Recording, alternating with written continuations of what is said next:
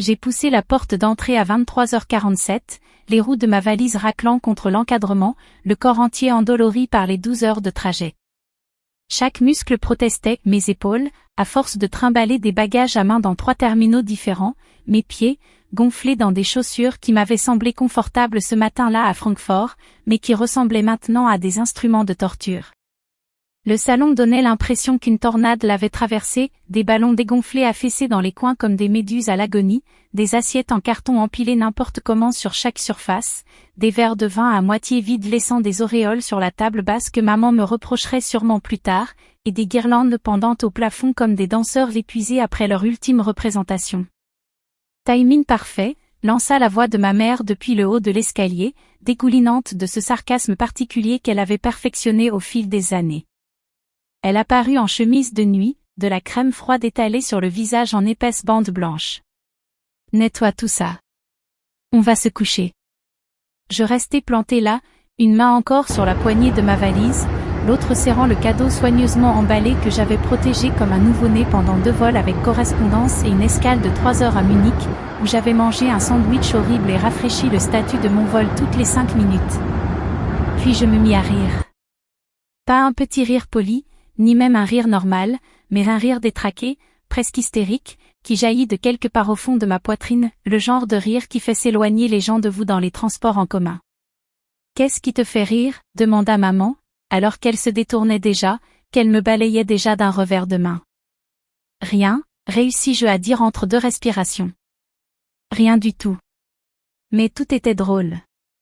Hilarant, douloureux, absurdement drôle. La fête qu'ils avaient organisée sans moi, pour ma propre grand-mère, la femme qui m'avait élevée chaque été pendant que maman faisait des doubles gardes à l'hôpital, qui m'avait appris à tresser la pâte à pain et à chanter faux des chansons folkloriques croates qu'elle tenait de sa mère, avait eu lieu et s'était terminée comme si je n'existais pas. Comme si j'étais une note de bas de page dans l'histoire de quelqu'un d'autre. J'étais à Francfort quand maman avait appelé il y a 2 semaines, assise dans mon minuscule studio, la pluie martelant les fenêtres. Mamie fête ses 85 ans, avait-elle dit, sa voix métallique au téléphone. On fait une fête le 16. Je serai là, avais-je promis immédiatement, ouvrant déjà des sites de vol. Je ne raterais ça pour rien au monde. Apparemment, ils avaient décidé de commencer à 3 heures de l'après-midi. Mon avion, lui, n'était même pas censé atterrir avant 21 heures. Personne n'avait mentionné ce détail pourtant crucial.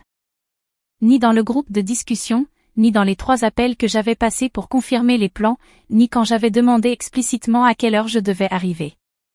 Le silence autour de ce point précis avait été assourdissant, mais j'avais été trop occupée, trop distraite, trop convaincue que tout s'arrangerait pour m'en rendre compte. J'ai laissé tomber ma valise et traversé le champ de ruines de la célébration, mes chaussures écrasant des confettis lancés avec un enthousiasme débridé. Quelqu'un avait fabriqué une banderole, « Joyeux 85e anniversaire Maggie », qui pendait de travers au-dessus de la cheminée, un coin déjà décollé là où le ruban adhésif avait abandonné. Il y avait des photos partout, un diaporama que quelqu'un avait imprimé et dispersé sur le manteau comme des artefacts précieux. Mamie jeune femme, des rouleaux de victoire dans les cheveux, ressemblant à une star de cinéma. Mamie tenant ma mère bébé, le visage adouci par l'émerveillement d'une nouvelle maman. Mamie à ma remise de diplôme universitaire il y a 7 ans, rayonnante d'une fierté dont je ne m'étais pas sentie digne à l'époque, vêtue de cette robe violette qu'elle réservait aux grandes occasions. Pas une seule photo de moi adulte. Apparemment, les 7 dernières années passées à l'étranger m'avaient purement et simplement effacée du récit familial. J'étais devenue une histoire de fantôme, la petite fille qui était là autrefois, qui comptait autrefois, qui se montrait autrefois. Un gâteau à moitié mangé trônait sur la table de la salle à manger, « Joyeux anniversaire », écrit en glaçage bleu légèrement tremblant, l'écriture de tante Linda, je l'aurais reconnu entre 1000 avec un nombre 85 en dragées argentés qui captait la lumière. Quelqu'un avait pris un énorme morceau dans un coin, laissant une béance dans le gâteau, probablement mon frère Daniel, qui avait toujours commencé par les roses, qui en fourrait 3 dans sa bouche avant que quiconque puisse l'arrêter. J'ai plongé mon doigt dans le glaçage restant et les léché, sans même me soucier de l'air pathétique que j'avais. Vanille. Le préféré de mamie, toujours la vanille, jamais le chocolat, parce qu'elle disait que le chocolat était trop sérieux pour les fêtes. Tu montes ou quoi? La voix de papa maintenant, bourrue de sommeil et d'agacement. Certains d'entre nous travaillent demain matin. Bien sûr. Parce que moi, je ne travaillais pas. Parce que mon travail en Allemagne était apparemment, dans leur esprit, de longues vacances, pas une vraie carrière avec de vraies responsabilités et un patron qui m'avait accordé ces 4 jours de congé à contre-cœur après que je l'eus supplié. Oui, répondis-je, la voix creuse. Juste, oui. J'ai entendu la porte de leur chambre se refermer avec un clic sans appel. La maison est retombée dans le silence, à l'exception du bourdonnement du réfrigérateur et du tic-tac du vieux coucou de mamie, celui qu'elle avait apporté d'Allemagne il y a 70 ans, à l'époque où elle était une épouse de guerre avec un Anglais hésitant, une valise pleine de rêves et un mari rencontré pendant l'occupation. Cette horloge avait tout survécu, la traversée de l'océan, 3 déménagements, mes expériences d'enfant pour comprendre comment elle fonctionnait. C'était probablement la chose la plus permanente de cette famille. Je me suis laissé tomber sur le canapé, toujours vêtu de mes habits de voyage qui sentaient l'avion, l'air recyclé et le désespoir, et j'ai sorti mon téléphone. Le groupe familial racontait toute l'histoire, minute par minute, tout ce que j'avais manqué, chaque instant vécu sans moi. Maman, 14h45, tout le monde est là. On commence bientôt. Daniel, 15h23, mamie pleure. Des larmes de joie. Elle vient de voir toutes les décorations. Ma cousine Sophie, 16h17, ce discours me tue, oncle Peter vient de raconter l'histoire de mamie et des poules, je suis morte. Tante Linda, 17h06, meilleure fête de tous les temps. Maggie, tu es notre reine. Daniel, 18h52, les gars, mamie danse la polka. Mamie danse la polka. Quelqu'un filme ça. Sophie, 19h15, je n'arrive pas à croire qu'elle se souvenait de tous les pas. Je ne pleure pas, c'est toi qui pleures. Bien sûr, j'avais vu tous ces messages en temps réel. J'étais assise à l'aéroport de Munich, à les regarder arriver les uns après les autres comme de petits poignards, en voyant des émojis en forme de cœur et des visages en pleurs parce que pouvais-je faire d'autre?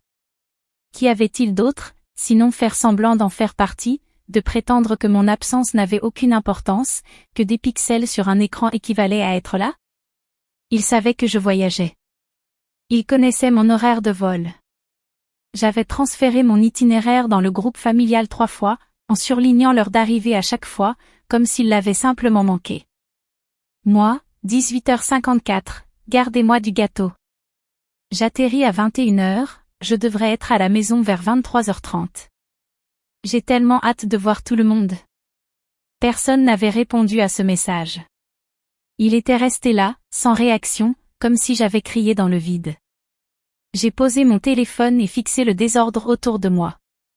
37 personnes étaient venues, à en juger par les gobelets. Je les ai comptés 2 fois pour être sûr. Des voisins, de vieux amis, la moitié de la communauté croate du coin, mamie avait été leur coiffeuse pendant 40 ans, coupant les cheveux dans son salon au sous-sol qui sentait la permanente et les ragots, colportant des potins en 3 langues selon la personne assise sur le fauteuil. Tout le monde l'aimait. Tous étaient venus, certains ayant probablement voyagé des heures pour être là. Tout le monde sauf la petite fille qui avait traversé un océan pour y assister. Le cadeau que j'avais apporté était posé sur le sol à côté de moi, emballé dans du papier trouvé dans une minuscule boutique de Francfort tenue par une vieille femme turque qui m'avait aidé à choisir le motif bleu pâle avec des fleurs blanches, les couleurs préférées de mamie. À l'intérieur se trouvait un album photo que j'avais passé 6 mois à constituer, veillant tard après le travail, fouillant de vieilles boîtes au garde-meubles, suppliant les membres de la famille de scanner et d'envoyer des photos. Chaque photo que j'avais de mamie et moi ensemble. Moi à 5 ans, le visage couvert de farine, apprenant à rouler les trucs-lits pendant qu'elle guidait mes petites mains. Moi à 12 ans, de la terre sous les ongles, l'aidant à planter des tomates dans le jardin qu'elle entretenait comme un lieu sacré. Moi à 16 ans, le jour où j'avais obtenu mon permis de conduire et où j'avais immédiatement encastré sa bique adorée dans une boîte aux lettres. Elle avait juste ri et dit, ce n'est que du métal. Toi, tu ne le es pas, comme si je valais plus que n'importe quelle voiture, n'importe quelle chose. Moi à 23 ans, la veille de mon départ pour l'Allemagne, toutes les deux en larmes à l'aéroport, nous agrippant l'une à l'autre comme si nous pouvions arrêter le temps par la seule force de notre volonté.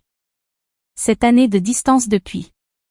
Cette année d'appels vidéo qui n'avait jamais semblé suffisant, où le décalage rendait les conversations hachées et artificielles.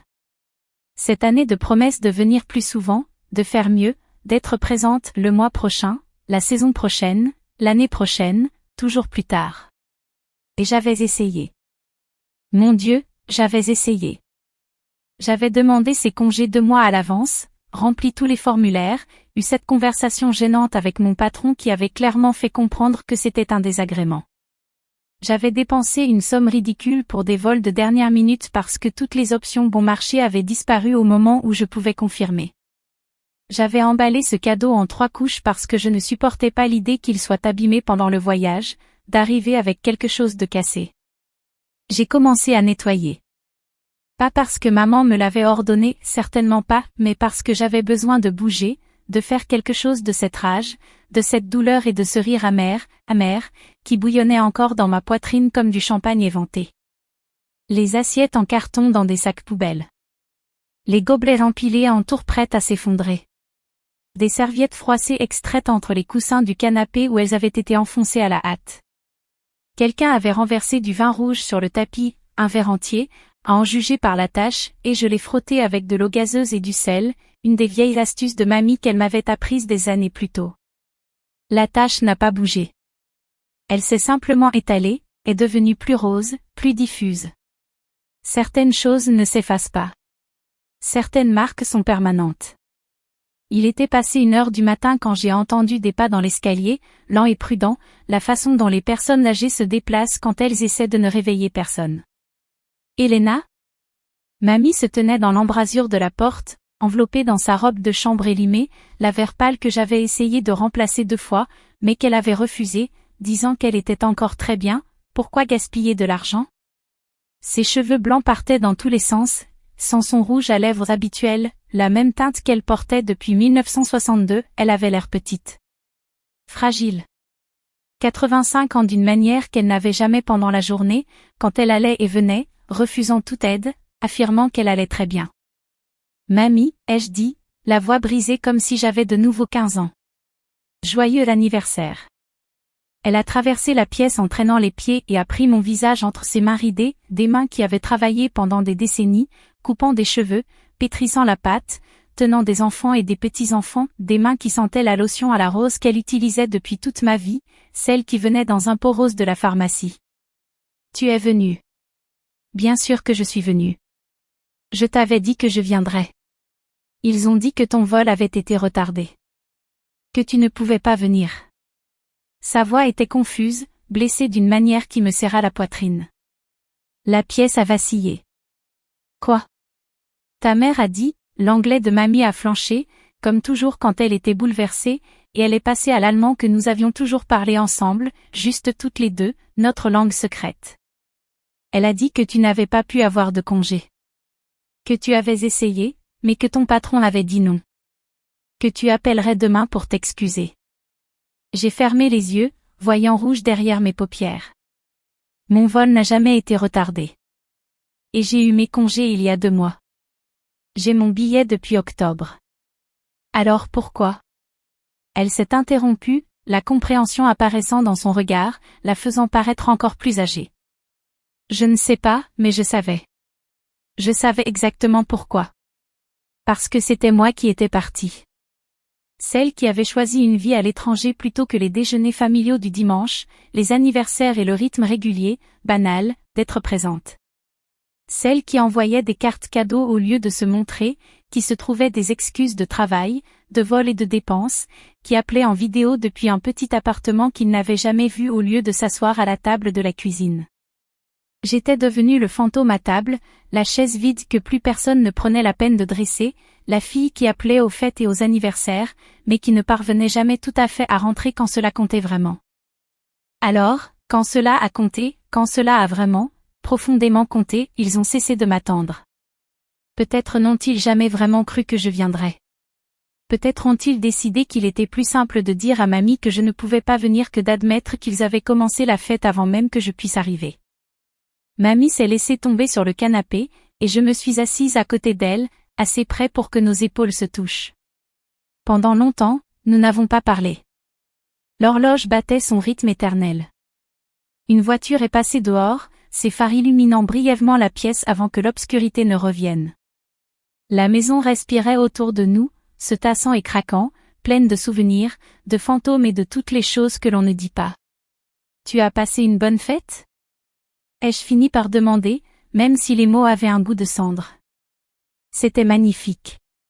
Sa voix était douce, rêveuse. Tout le monde est venu. Daniel a joué de l'accordéon, tu sais qu'il prend des cours? Ta cousine Sophie a chanté cette chanson que j'aime tant, celle qui parle du marin. Ta tante Linda a préparé du paprikash, le vrai, avec du bon paprika hongrois.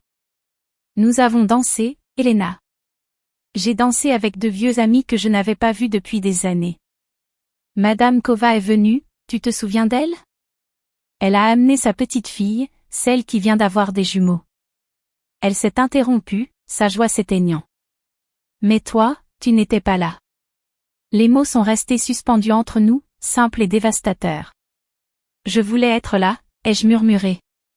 Plus que tout. Je sais, Liebling. Elle m'a tapoté le genou, comme elle l'avait fait 1000 fois. Je sais. Je t'ai apporté quelque chose. J'ai repris l'album emballé là où je l'avais posé, les mains tremblantes en le lui tendant.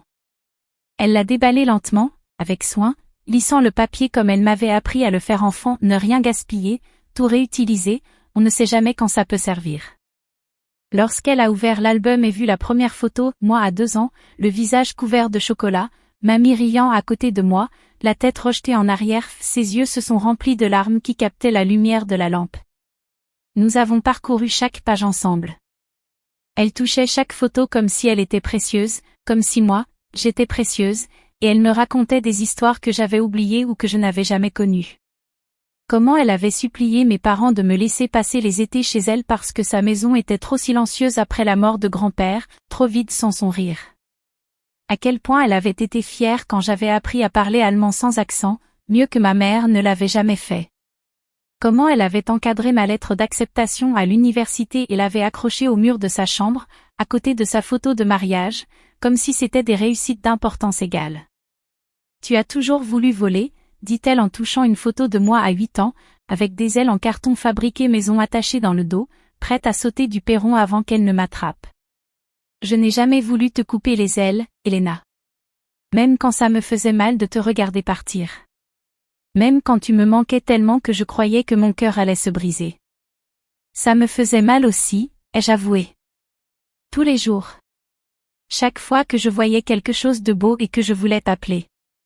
Chaque fois que je cuisinais et que ce n'était pas bon parce que tu n'étais pas là pour me dire ce que je faisais de travers. Alors pourquoi es-tu resté loin si longtemps? Je n'avais pas de bonne réponse. La peur d'échouer dans la vie que j'avais choisie?